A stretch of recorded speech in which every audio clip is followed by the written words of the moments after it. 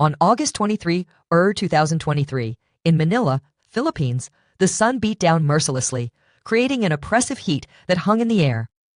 Tourists from Hong Kong found themselves panting in the sweltering atmosphere, longing for relief.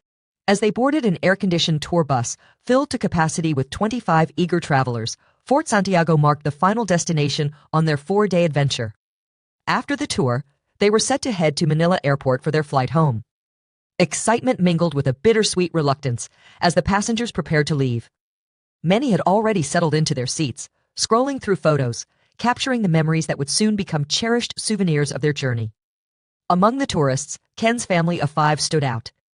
His 18-year-old son, who had returned from studying at a university in Canada, had come home for a summer visit. This trip held special significance, as he would soon return to Toronto, stirring a deep sense of nostalgia within the family. "Please take your seats for roll call," tour guide Mesa announced as the final passengers boarded the bus. The driver awaited the signal to close the doors when an unexpected figure emerged from the crowd. Dressed in garb that mimicked a security guard, with a black backpack slung over his shoulder and a pistol at his hip, the man approached. "Where is this bus headed?" he asked, his demeanor unnervingly calm. "To the airport," the driver replied, unaware of the storm brewing. "Perfect," the man replied, stepping onto the bus without hesitation. Mesa quickly intervened, her voice steady despite the rising tension. "Sir, this is a tour bus, not a security vehicle. We're not going to the airport." "Is that so? No problem. I'll just hitch a ride," he said, his confidence unsettling. Faced with this bizarre encounter, Mesa contemplated calling for help from Fort Santiago's security. But as she attempted to step off the bus, the man blocked the exit, ordering the doors shut. "Step back," he commanded, his authority palpable, and demanded that all window curtains be drawn. The atmosphere shifted, whispers spread among the tourists, who speculated on the strange turn of events. Unable to understand the man's commands, the Hong Kong tourists felt a false sense of security. He spoke only in Tagalog, and his lack of immediate violence, no weapons pointed, no threats issued, led them to believe this was merely an odd incident, not a dire situation. In the Philippines, the sight of armed individuals, whether security guards or police officers, was commonplace.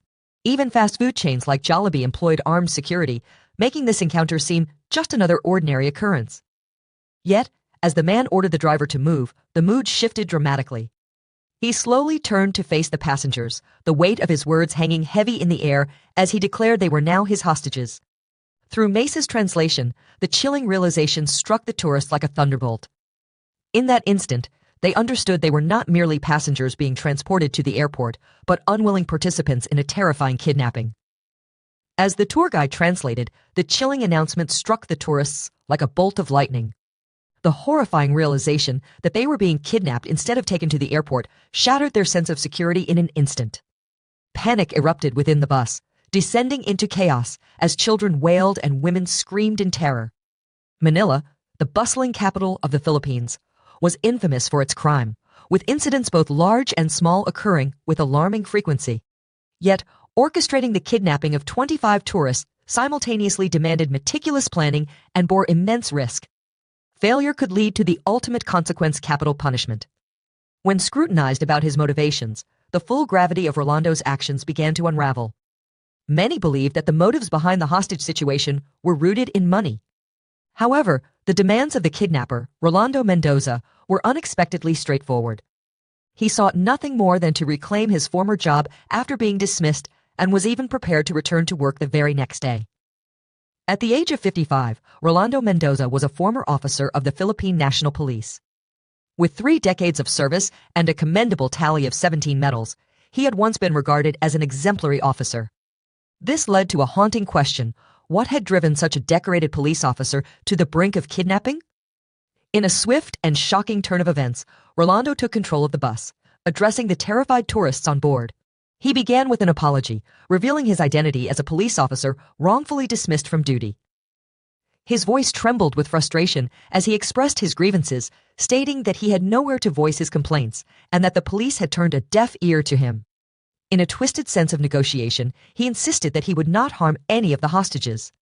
He set a deadline for the negotiations, claiming they would conclude by 3 p.m., promising that no one would be hurt. The tour guide translated Rolando's words, and an icy fear gripped the passengers as they absorbed the reality of their situation. Clad in a police uniform with military fatigues, Rolando was a sight to behold. Thick leather belts adorned his waist, one securing a pistol, the other brimming with rows of brass ammunition. In his hands, he wielded an M16 rifle, a menacing presence that left the hostages paralyzed with fear. The chilling reality of being taken hostage was palpable. Yet, Rolando's claim of being a former police officer stirred a glimmer of confusion. If he truly had once served, why had he not demanded a truckload of cash? Why was he not binding his captives? All he wanted was to regain his position within the police force. Perhaps the Philippine government would entertain the request, or at least feign interest. The hostages, despite the terror coursing through their veins, felt an odd sense of reassurance in his singular demand. Rolando Mendoza's life had begun in January 1955, in a family where police service was a tradition. His father served, his brother donned a badge, and even his youngest son followed suit. This legacy of law enforcement was woven into the fabric of their family history. For Rolando, his role as a police officer transcended mere employment. It was his calling.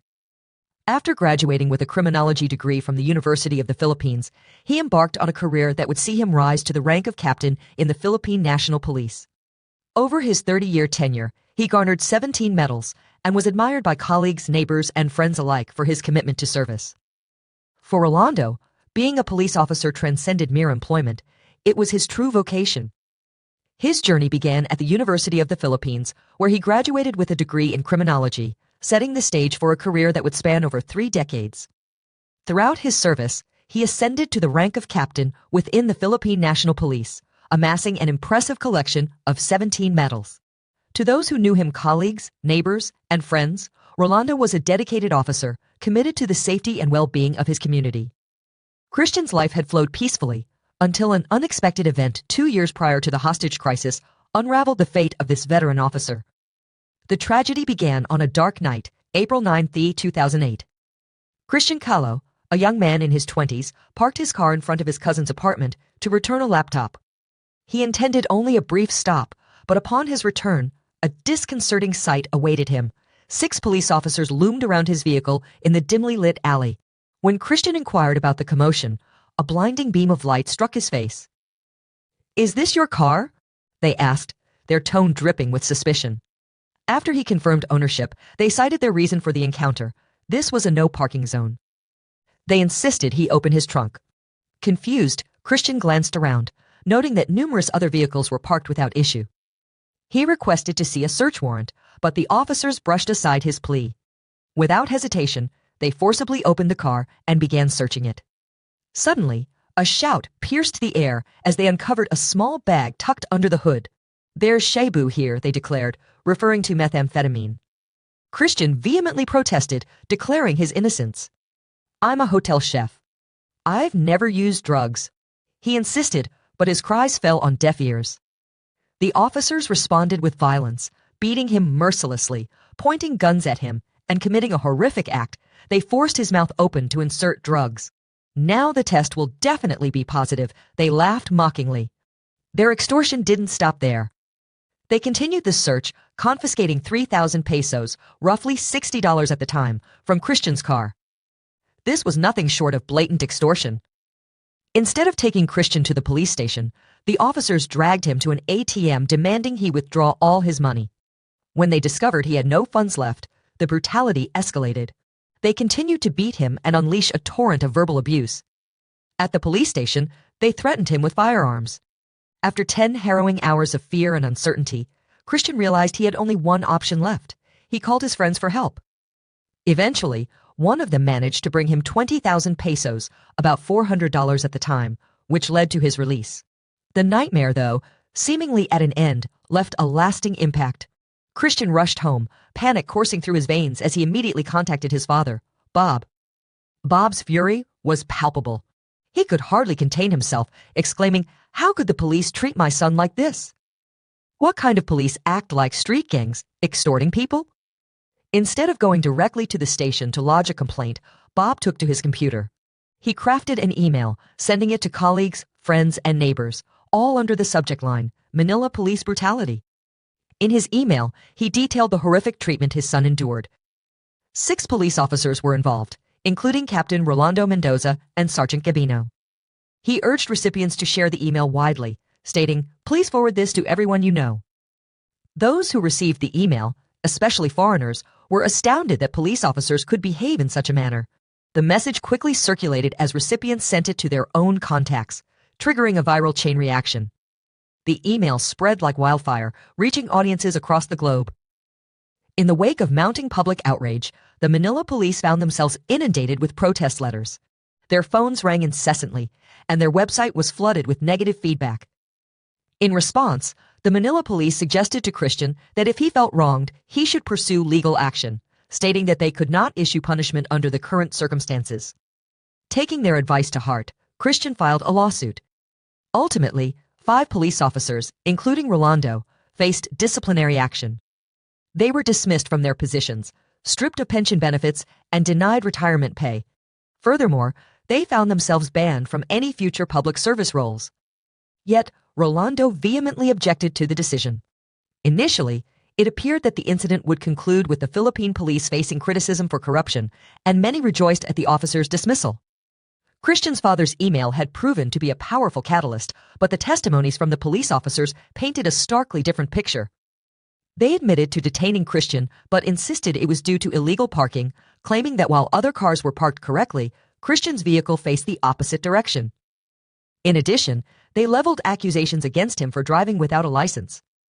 They stated that no drugs were found, asserting that they neither forced him to consume substances nor physically assaulted him or stole his money.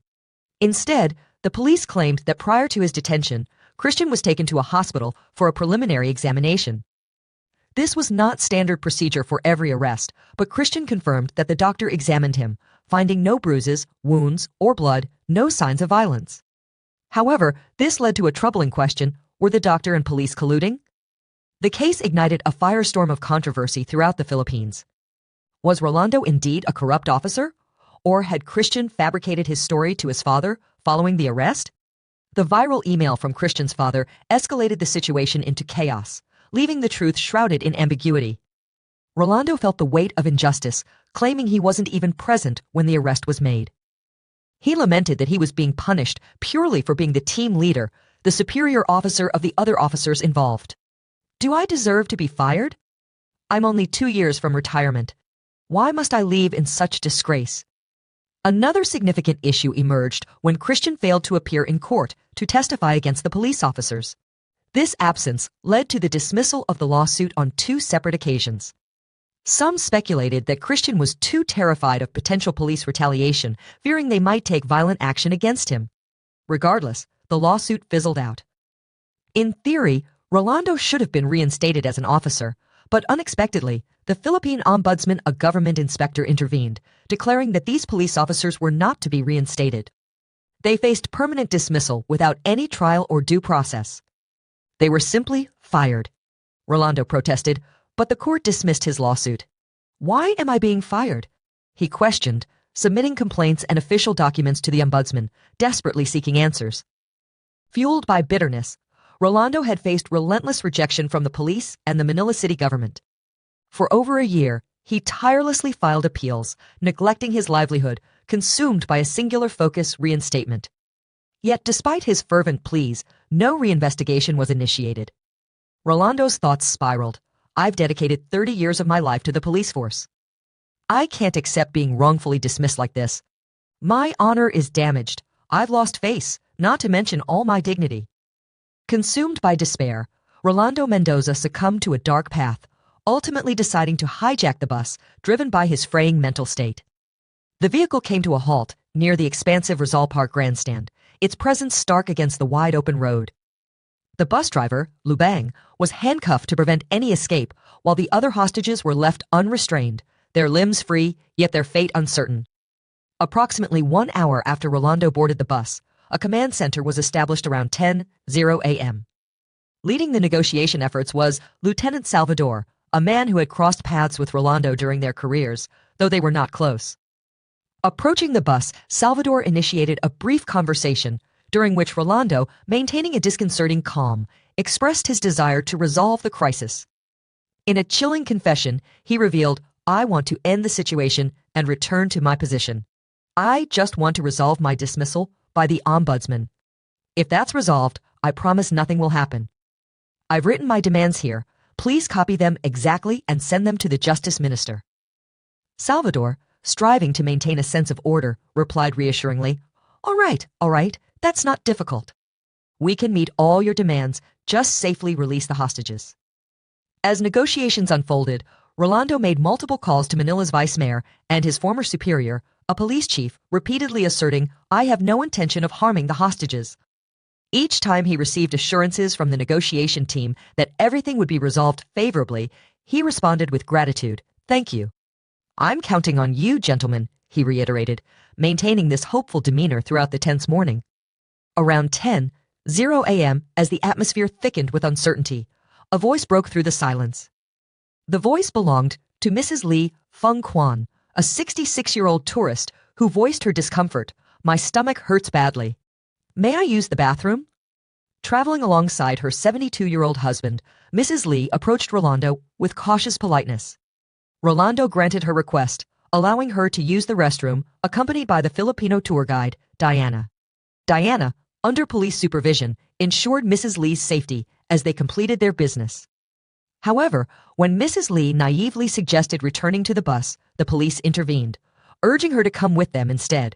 "No, my husband is still on the bus," she protested anxiously, her heart pounding with fear for her loved one. The tension escalated as the situation continued to unfold, the hostages trapped in a nightmare of uncertainty. Rolando's motivations, tied to his past grievances, loomed over the scene like a dark cloud, threatening to rain chaos upon them all. Diana, a Filipino tour guide, remained under police supervision. Their business concluded, but when Mrs. Lee innocently suggested returning to the bus, the police quickly intervened. "No, my husband is still on the bus," Mrs. Lee protested, her anxiety palpable. The tension escalated as police officers nearly shouted at the hostages, urging them to understand the gravity of the situation. The bus had been hijacked, and they needed to leave. Yet, with no gunshots or visible violence, the hostages were drawn to the belief that they should return to the bus. They had made a promise to Rolando that they would come back after using the bathroom, and the fear of endangering those still inside loomed large. Eventually, Diana and Mrs. Lee were escorted to a designated area set up by the police. In a baffling display of negligence, the officers left the two hostages sitting there, failing to gather vital information. This marked a critical misstep in the Philippine police's handling of the crisis. But this was merely the beginning of a harrowing ordeal. Now, 23 hostages remained trapped on the bus. Hours had slipped away since the hijacking, and exhaustion was palpable among the captives, including young children aged 4 and 10. Sang Liai, the mother of two, pleaded desperately, her voice tinged with worry.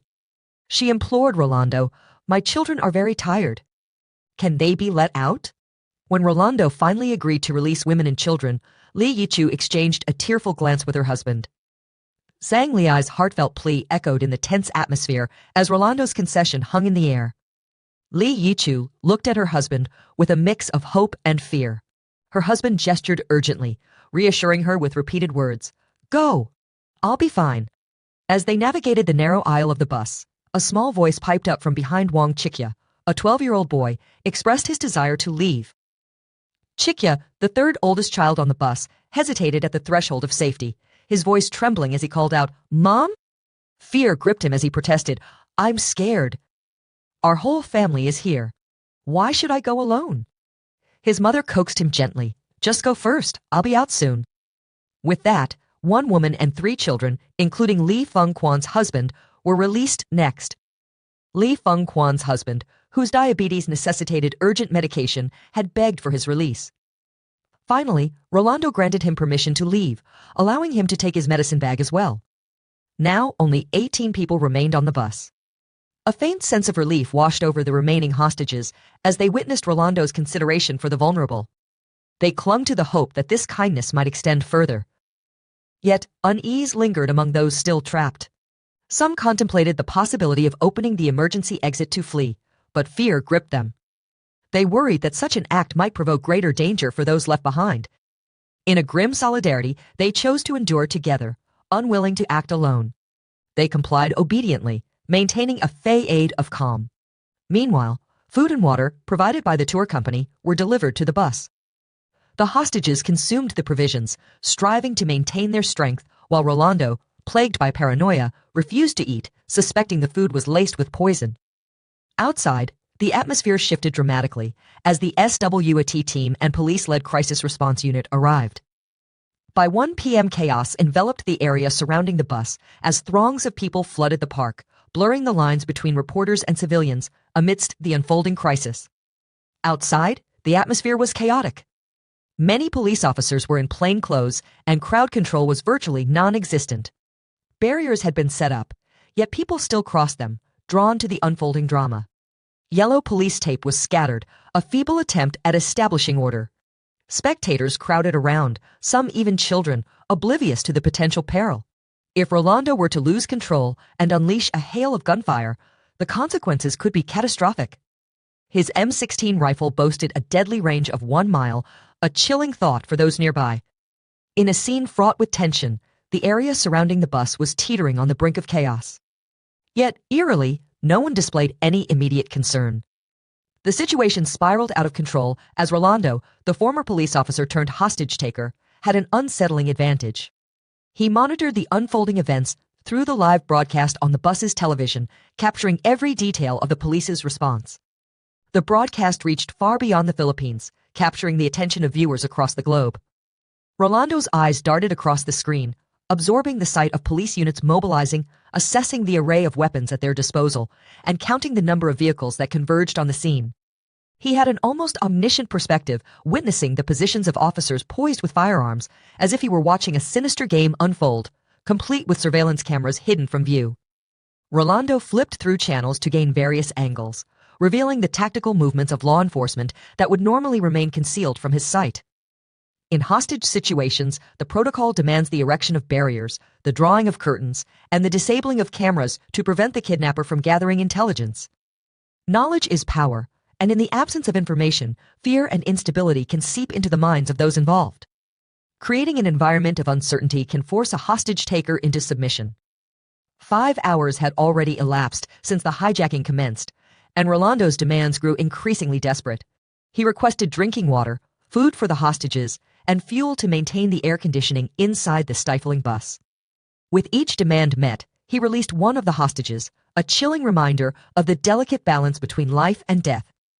Finally, only 15 hostages remained aboard the bus. Suddenly, a figure emerged in the distance, striding toward the vehicle in civilian attire. Calmly, he approached, a stark contrast to the tension enveloping the scene.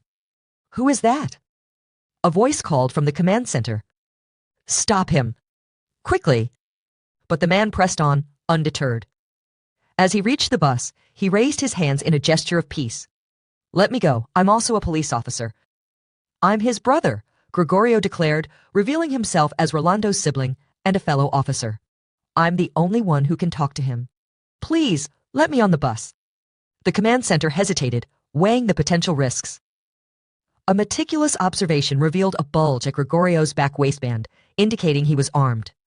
"We'll let you on, but you need to leave your gun behind," they insisted. "Why? Why?"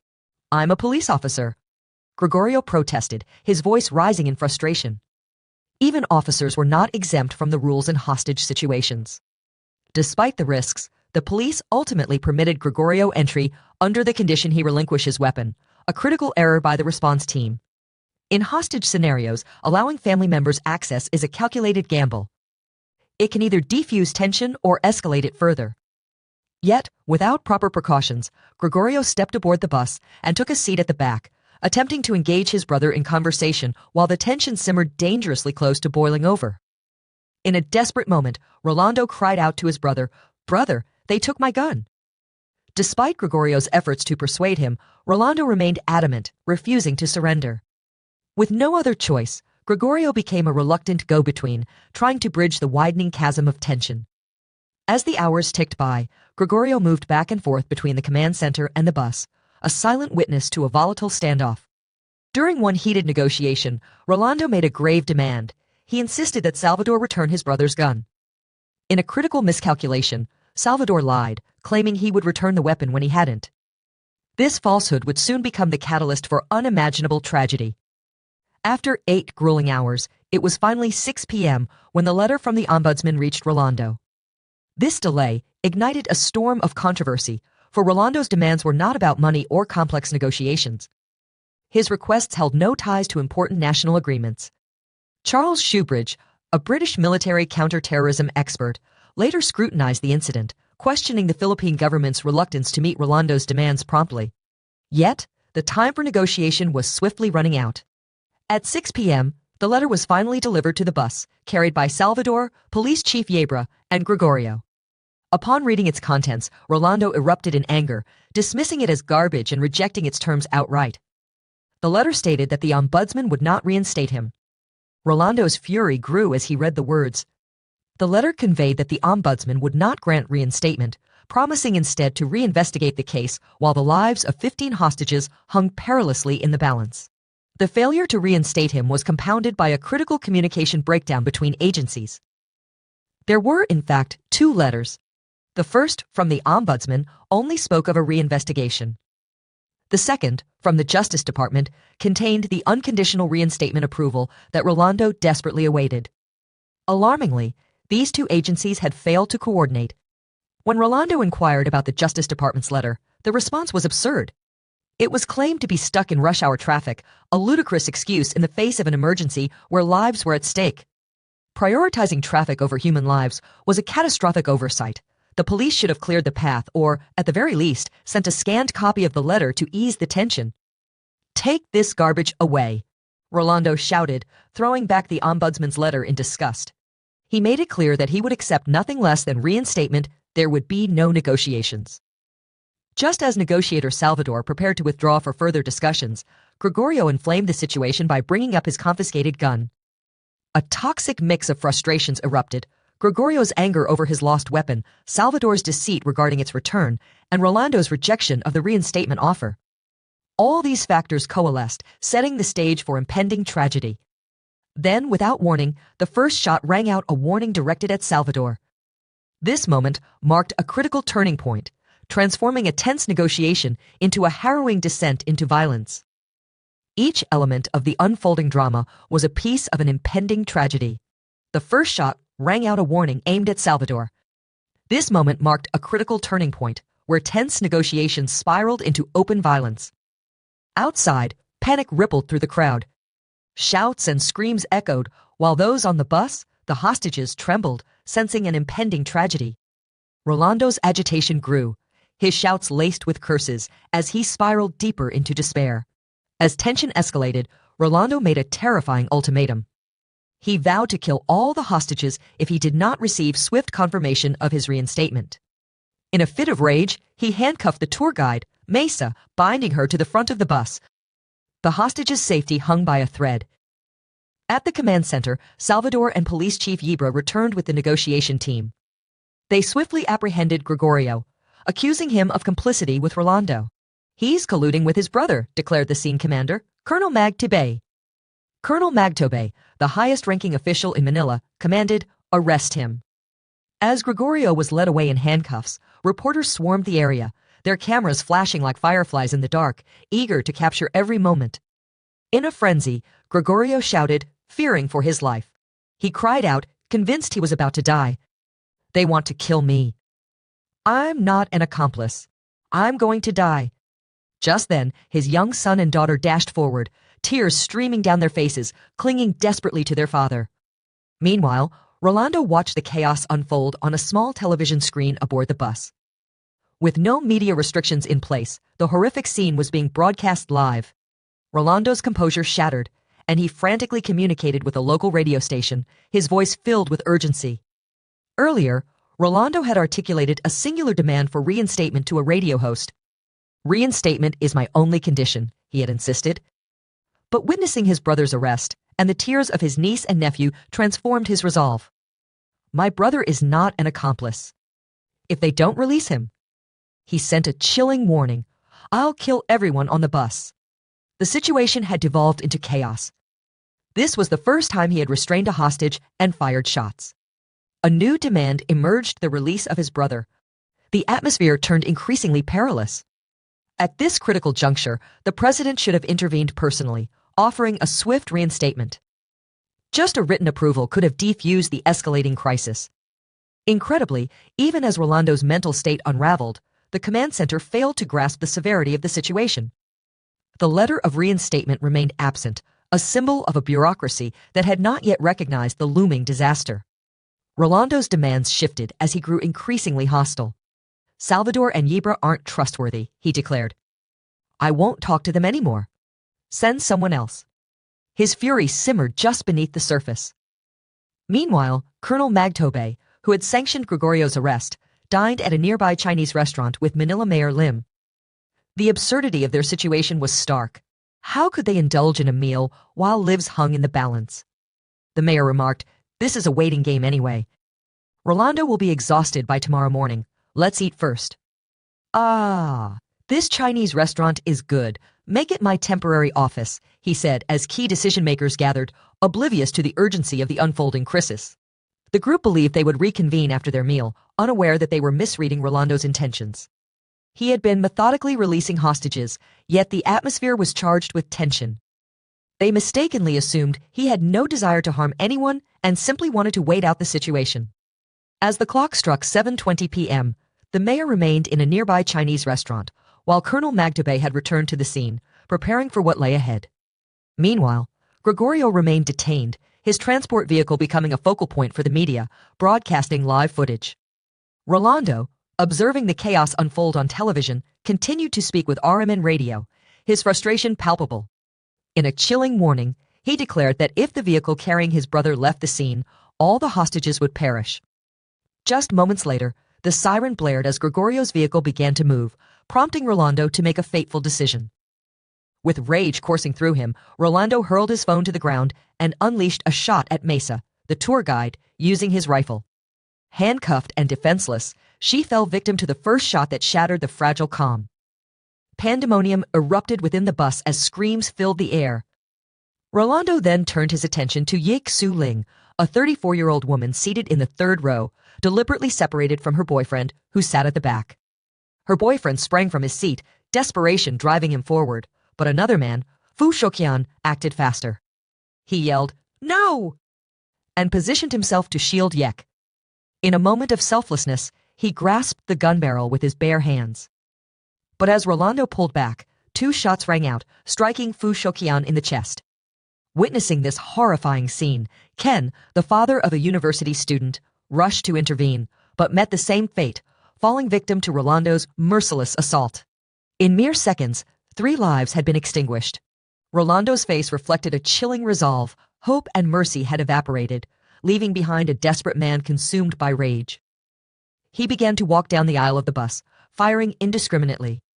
Age or gender mattered not, as he unleashed a barrage of bullets, his aim deadly and precise. The bus aisle was narrow, allowing him to press the gun against his victims at point-blank range. When he reached the last row, he encountered Chan, a 46-year-old man trembling as he clutched his bag tightly. The bullet tore through the bag and struck Chan's wrist, a mere 2 minutes passing as he fired off 14 to 16 shots. Driver Lu Bang, handcuffed and terrified, watched the horror unfold in the rearview mirror, powerless to escape. His heart raced with dread as he feared he would be Rolando's next target. Lu Bang had spent the last 10 hours building a rapport with Rolando, hoping to humanize himself in the eyes of the killer. As Rolando approached the front, Lu Bang braced himself for the inevitable. In a desperate plea, he begged, "Officer, could you please spare me?" Rolando paused, then offered him a silver nail file, an unexpected gesture amidst the chaos. Figure it out yourself, Lu Bang managed to escape the bus alive, having cleverly opened his handcuff with a file. Meanwhile, Rolando had resolved to perish alongside the hostages, refusing to answer any phone calls. As Lu Bang, the only survivor, fled the scene, he shouted in panic, "Everyone's dead! Everyone's dead!" He had fled without daring to look back, knowing that Rolando had shot all the hostages before his escape. At approximately 8:30 p.m., the SWAT team shattered the rear windows of the bus. Their initial intent was to enter through these openings. However, they soon realized the absence of a ladder. With no means to breach the bus effectively, the officers resorted to smashing the windows. Left without a clear plan and unable to enter, the SWAT team was forced to retreat and regroup. After their initial attempt failed, they returned to the scene to launch tear gas into the bus through the broken windows. As the situation escalated, the police aimed to force Rolando to move forward, yet the presence of living hostages on the bus created a precarious tension. In the back, some passengers heard the thunderous gunshots and the shattering glass, paralyzing them with fear. If they had moved forward alongside Rolando, chaos could have ensued. Fortunately, it was only Rolando who advanced toward the front of the bus. A gunfight erupted between the SWAT team and Rolando. His rifle, capable of firing over a mile, was unleashed with deadly intent. Tragically, 4 surviving hostages at the front succumbed to the crossfire. Moments later, Rolando was struck by multiple bullets, his lifeless body hanging half out of the window. In this horrific massacre, 8 people lost their lives, not including Rolando. Among the victims was Mesa, a 31-year-old tour guide who had led the group throughout their journey. Also among the deceased were Ken, a 58-year-old father eager to spend summer vacation with his children, and Wang Xiaolin, aged 51, alongside his wife, Yang Yehua, who was just 44. Their family vacation ended in tragedy, leaving 2 children, aged 12 and 15, orphaned. Yang Yehua's older sister, Yang Yejin, also fell victim to the violence. In a desperate act of bravery, Fu Chukyan, aged 39, seized Rolando's gun barrel with his bare hands to protect another female hostage. A father of 2 4-year-olds, he was married to a woman 2 months pregnant at the time of the crisis. The incident served as a grim reminder of the lessons in crisis management that were sorely needed. Rolando Mendoza, once a former police officer pleading for reinstatement, transformed into the murderer of 8 innocent hostages, leaving a trail of orphaned children and shattered families in his wake. The tragic incident served as a stark reminder of the complexities of crisis management. Rolando Mendoza, once a former police officer pleading for reinstatement, transformed into a cold-blooded murderer, claiming the lives of 8 innocent hostages. His actions left a trail of orphaned children and shattered families in the wake of his violent rampage. This tragedy was a multifaceted disaster, not merely a consequence of the kidnappers' actions. The botched rescue operation in the Philippines played a significant role in amplifying the devastation. Nearly 15 years have elapsed, yet the scars of that day endure. The surviving victims are left to navigate the lasting shadows of deep psychological trauma. The fallout from this incident severely strained diplomatic relations between the Philippines and Hong Kong. It serves as a stark reminder of the critical need for well-trained crisis response teams, capable of handling such dire situations with professionalism and precision. Moreover, this case illustrates how seemingly minor errors in crisis management can spiral into catastrophic outcomes. We invite you to reflect on this case. Share your thoughts in the comments section below. Thank you for watching, and we look forward to seeing you in our next videos.